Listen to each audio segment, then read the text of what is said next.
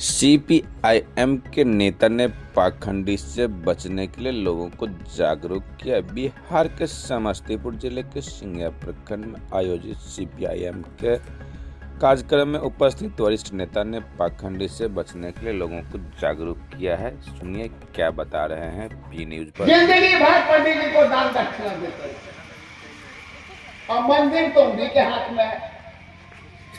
मंदिर में कोई दूसरा पुजारी नहीं हो सकता, उन्हीं के हाथ में होता है। और मंदिर के भगवान अगर खाने लगे प्रसाद तो कोई पंडित जी नहीं रहेगा। अगर भगवान खाने लगेंगे प्रसाद तो हम चाहते हैं और फिर वो लेकर के आ जाते हैं, उसमें से पंडित जी का हिस्सा होता है, भगवान तो खाते नहीं।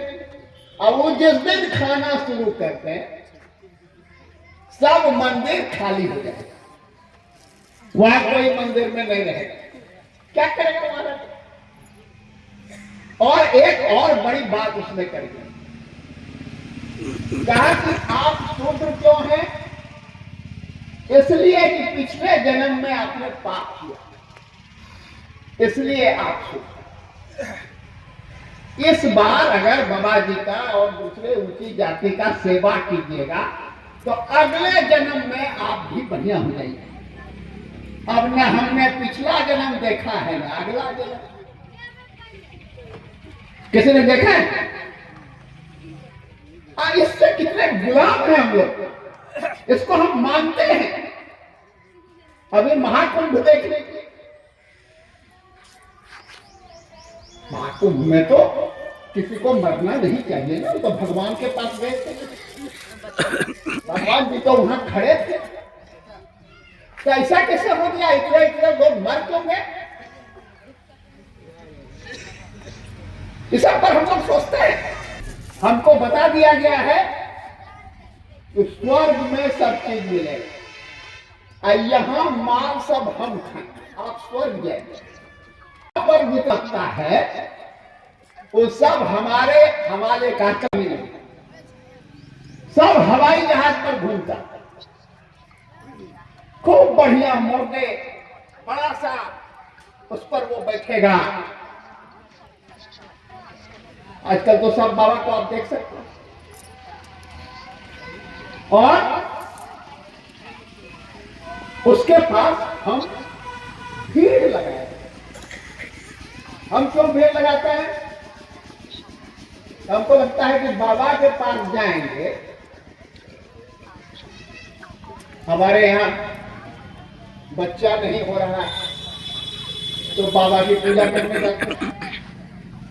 अरे भाई अपना इलाज ना कराएंगे, बाबा की पूजा से आपको बच्चा हो जाए।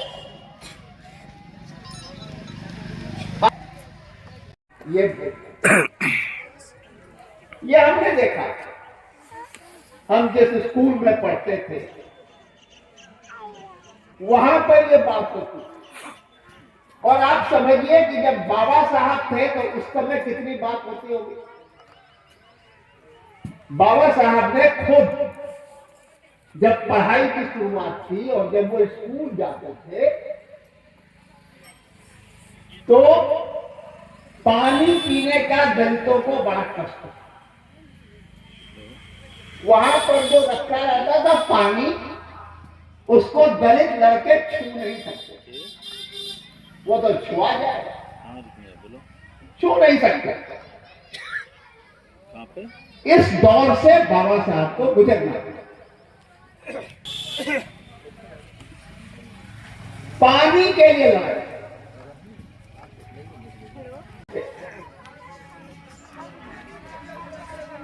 और उस लड़ाई में बाबा साहब को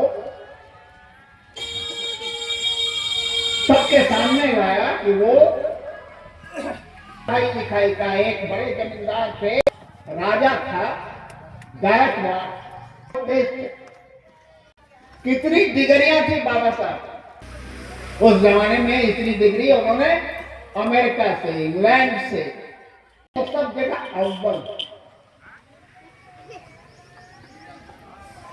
तो बड़ी मेधा थी इनकी।